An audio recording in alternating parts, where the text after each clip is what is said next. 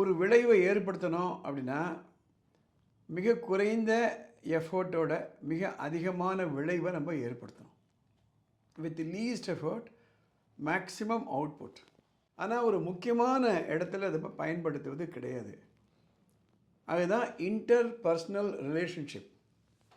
ஒருவரோடு ஒருவர் பழகும் பொழுது அந்த இடத்துலையும் ஒரு டெக்னாலஜி நம்ம கொண்டு வரணும். அதுக்கு முக்கியமாக நம்ம புரிஞ்சிக்க வேண்டியது மைண்ட் என்ற பரிமாணத்தை பற்றி. we have to understand the concept of mind.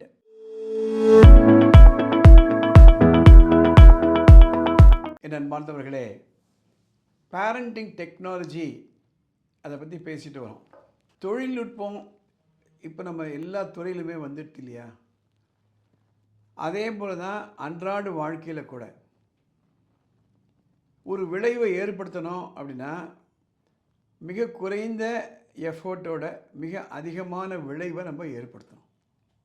With least effort maximum output. அதுக்கு technology is very very important. நம்ம இன்ஜினியரிங் டெக்னாலஜி பற்றி பேசி நிறைய வந்தாச்சு. புது புது கேட்ஜெட்ஸ் வந்தாச்சு, புது ஆப்ஸ் வந்தாச்சு, இப்போ ஆர்டிஃபிஷியல் இன்டெலிஜென்ஸ் வந்தாச்சு. அதை நம்மளுடைய அன்றாட வாழ்க்கையில் நம்ம பயன்படுத்திக்கிட்டு வரோம். ஆனால் ஒரு முக்கியமான இடத்துல அதை பயன்படுத்துவது கிடையாது. அதுதான் இன்டர் பர்சனல் ரிலேஷன்ஷிப். ஒருவரோடு ஒருவர் பழகும் பொழுது அந்த இடத்துலையும் ஒரு டெக்னாலஜி நம்ம கொண்டு வரணும். அதுக்கு முக்கியமாக நம்ம புரிஞ்சிக்க வேண்டியது மைண்ட் என்ற பரிமாணத்தை பற்றி. we have to understand the concept of mind.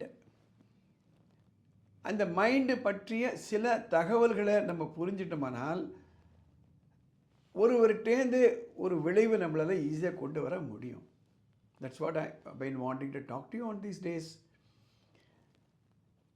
இதில் நம்ம இன்றைக்கி என்ன பார்க்க போகிறோம்? ஹெல்த்தி அண்ட் கண்டினியூஸ் கம்யூனிகேஷன் அப்படின்னு வேணும்னு சொன்னேன்னா இல்லையா போன எபிசோடில்? அப்படின்னா என்னான்னு பார்க்க போகிறோம்.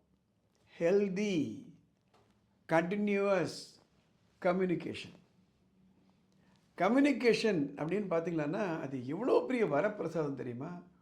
உலகில் இருக்கக்கூடிய அனைத்து உயிரினங்களை விட மனித வர்க்கத்திற்கு தான் இந்த கம்யூனிகேஷன் என்ற ஒரு அரிய திறமை. அது ஒரு பெரிய கிஃப்ட்னு சொல்லலாம். ஒருவரை ஒருவர் புரிந்து கொண்டு நம்ம எப்படி கம்யூனிகேட் பண்ணுறோம். குழந்தை வளர்ப்பில் அதே மாதிரி நட்பு வளர்ப்பது, சொசைட்டியில் நல்லபடி நடந்துக்கணும் அப்படின்னா communication is important. Now let me restrict my self to the communication between the parent and the child.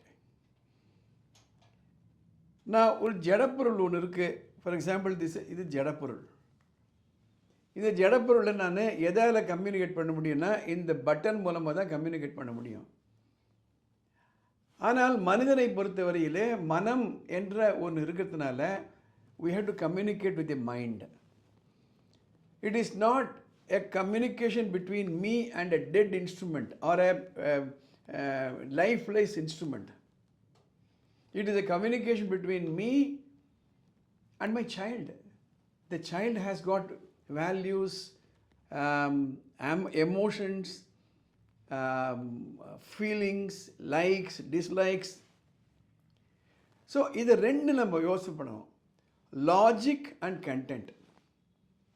So எதனால் ஹோம்ஒர்க் பண்ணணும், எதனால் காலையில் எழுந்திருக்கணும், லாஜிக். கண்டென்ட், நம்ம எப்படி இதை கம்யூனிகேட் பண்ணுறோம். உட்காந்து படி, ஏன் சொன்னால் கேட்குறேன் படி, ஏன்பா சொன்னதை செய்யி படி. That means you are not telling the logic, you are only conveying the content. So point number 1 is communicate the logic and content. ரெண்டாவது நான் ஜட்ஜ்மெண்டல். நான் நீ பண்ணது எல்லாமே தப்பு, யுவர் பாஸ்ட் ஜட்ஜ்மெண்ட். இது இப்படி செஞ்சுருக்கலாமா, நீ எப்போவுமே லேட்டாக தான் வர. Convert that and see, can we think about your punctuality? Non-judgmental. மூணாவது அன்கண்டிஷனல். அன்கண்டிஷ்னல். நம்ம பேசும்பொழுது நான் சொல்கிறதெல்லாம் செஞ்சியானா நான் உன்னோட பேசுவேன், இல்லை பேச மாட்டேன். நீ நல்ல பையனாக இருந்தால் இது சொல்லு. So unconditional. குழந்தைகளுக்கு they need unconditional love. If I put a condition and talk to you, you may not like it. நாலாவது, sincere communication. I am sincerely interested in you. I don't want you to suffer with a low mark. I want you to get a good seat in a good college. Very sincere. அதை நம்ம exhibit பண்ணணும். அஞ்சாவது, very very important, well intended and not manipulative.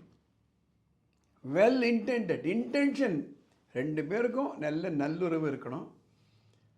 நீ நல்லா படிக்கணும், அதுதான் எங்களுக்கு ஆசையே.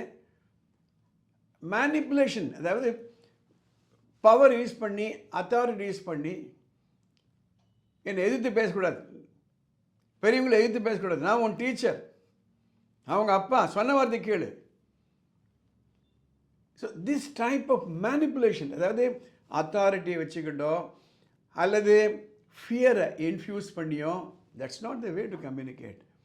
ஸோ லாஜிக் அண்ட் கண்டென்ட்டை சொல்லணும், நான் ஜட்மெண்டலாக இருக்கணும், அன்கண்டிஷ்னலாக இருக்கணும். நம்ம கம்யூனிகேஷன் சின்சியராக இருக்கணும், well intended and not manipulative. இந்த 5 தன்மைகள் நீங்கள் கம்யூனிகேஷன் பண்ணும்போது இருக்கான்னு பார்த்துக்கோங்க. இது இருந்துதானா நம்ம சொன்ன வார்த்தையை அவங்க செய்வாங்க. மீதி இருக்கக்கூடிய காம்பனண்ட்டை வரக்கூடிய எபிசோடில் பார்க்கலாம். படிப்பு சம்மந்தப்பட்டு உங்களுக்கு ஏதாவது சந்தேகங்கள் இருந்தால் மேலே ஒரு வாட்ஸ்அப் நம்பர் போகுது, அந்த நம்பரில் நீங்கள் காண்டாக்ட் பண்ணலாம், மெசேஜ் அனுப்புங்க போகிறோம். வானமே இல்லை அறக்கட்டளை சார்பில் அதை நாங்கள் அடுத்த வரக்கூடிய எபிசோடில் கவர் பண்ணுறோம். இந்த எபிசோடு உங்களுக்கு பிடிச்சிருந்தானா உங்களுக்கு தெரிஞ்சவங்களுக்கெல்லாம் அனுப்புங்க. இந்த சேனல் சப்ஸ்கிரைப் பண்ணுங்கள், லைக் பண்ணுங்கள். அடுத்த எபிசோடில் பார்க்கலாம்.